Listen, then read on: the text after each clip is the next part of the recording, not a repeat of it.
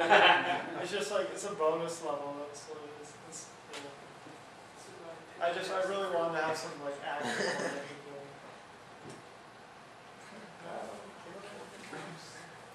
Yeah, blue water. Oh, cool guys. Great concept. Also stuff in there. Yeah.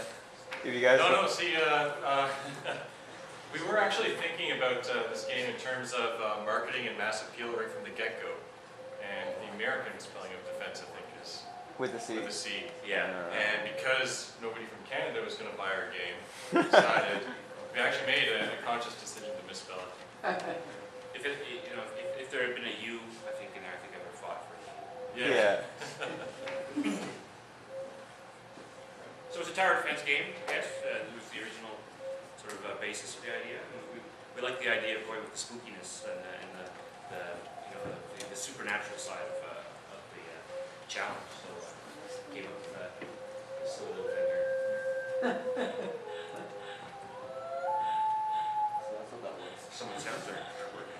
Or is it just like it's slow? It's slow. So you get to cut down trees, and the trees will help you defend against these shadowy werewolfy type guys. You build a fire, and they always want to travel towards you, right? But they get near the fire and they start to get hurt and then die. And you can shine the flashlight on them and slow them right down. But they start to get immune to the flashlight, so they start to move forward, and eventually the flashlight doesn't help them at all. Right. It all works. I'll try to demonstrate that with this guy. Yeah. There's a lot of them. Every time you cut a tree down, two more start to grow. But then, of course, every time you cut a tree down, more of the bad guys start to show up. So it becomes an imminent doom sort of game. You got to try and strategize. Your fighting. You need to cut down the trees to get fuel for the wood. See, I can't make fires anymore because I ran out of wood. So If you run into the house, they can't touch you, but they can start beating up the house. Oh, this is oh well. Run! bug. There's actually we have animation for the house, so that if they start to beat up on the house, it starts to get destroyed, and if the house is destroyed, you don't have a place of safety. Oh, You can tear down the trees to repair your house, but you can't ever quite repair it all the way to the top of things, right? Nope. Yeah. Repair only increases a certain percentage of it. Yeah.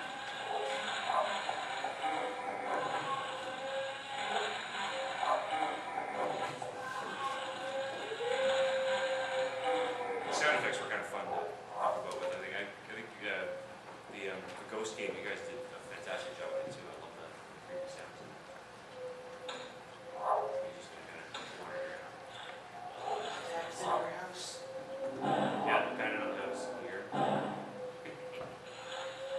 so normally if you get hurt a little bit, you can go back to the house and you get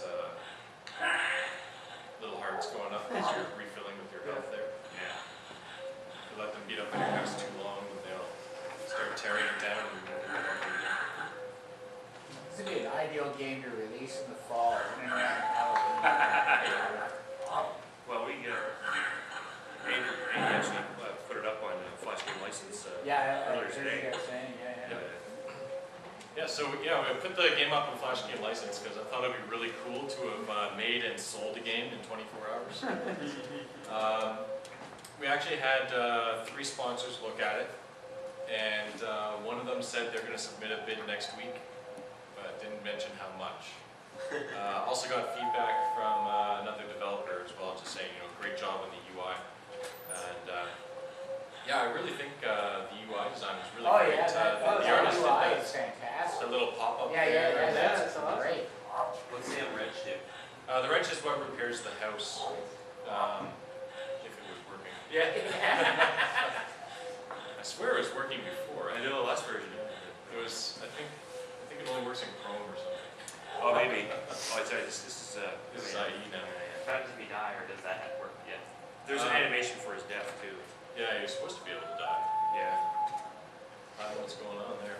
But Yeah, it was, I really liked the whole process of working with these folks and everything. I wasn't really expecting to attend the game jam this year. Here.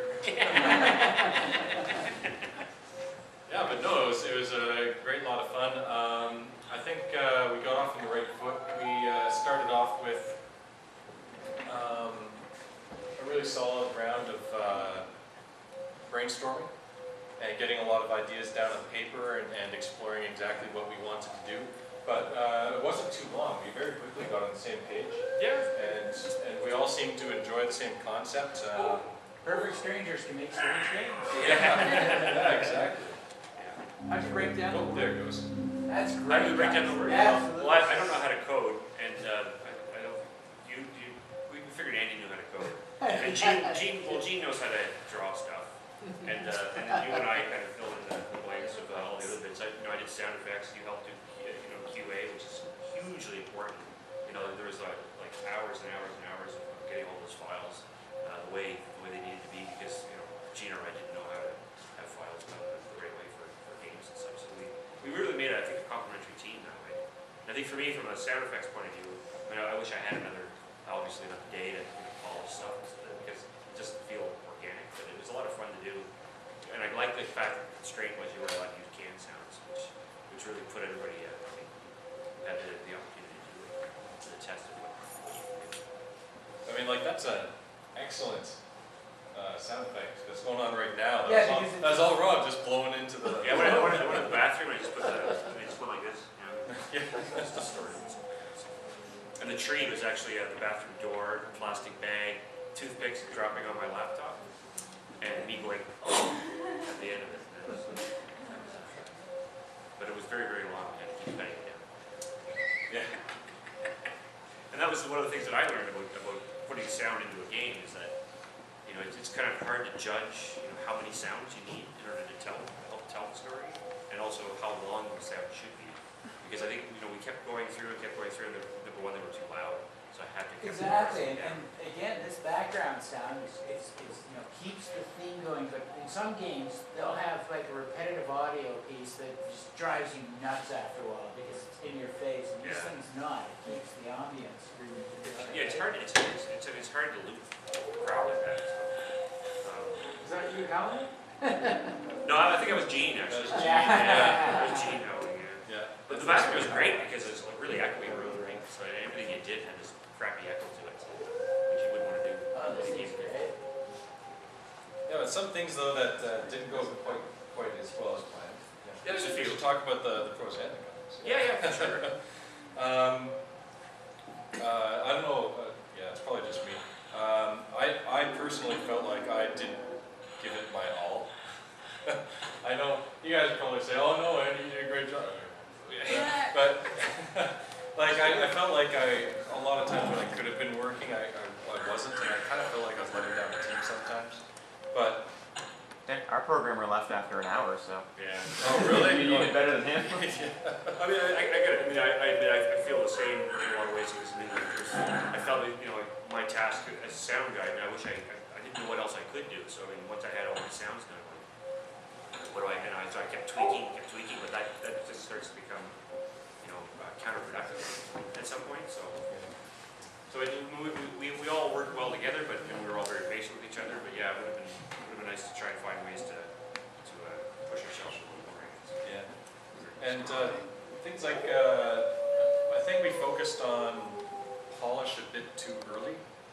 So like some of the critical things that needed to get done before the game finished, we were scrambling to do in like the last half hour. Kind of painted yourself into a corner. Yeah, well, I mean, like the game looked beautiful and awesome and everything, like as it does now.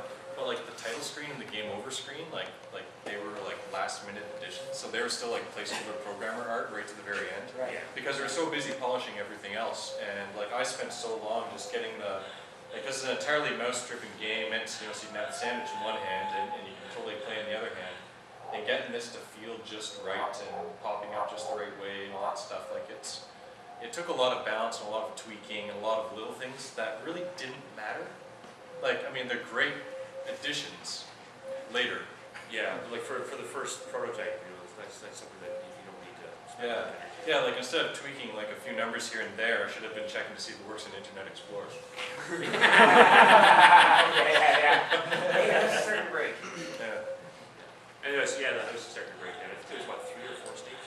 Yeah, there's 4 different states the house breaking down. I wish it was working a bit better to show you guys, because the art that Gene did is just phenomenal. I wish I could zoom in and show off the house even more, because like I love the way that house looks, and it was done in like half an hour. Like it was, Gene is a super talented artist, and I was so happy to work with him. And I don't think he ever left his chair. No, I mean, yeah, I mean, you and I went and had Yeah, like we an went. hour's sleep, and I think you had an hour's sleep, but Gene just sat there the whole 24 hours. Yeah, sat there. He's getting his right now. Always thinking back there. He just crashed. Oh dear. I think we all had a really good time, for sure. Yeah, it was super fun. And, you know, hopefully we'll do it again. Awesome, guys.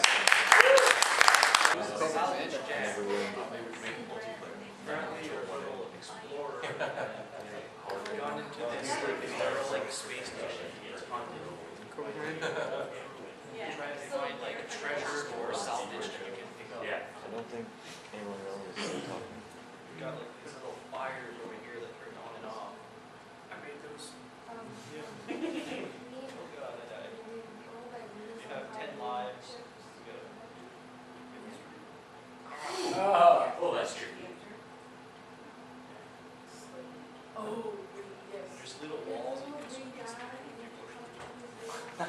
This door's unlocked now, so I can go through here. Over here, we wanted to do an ice floor.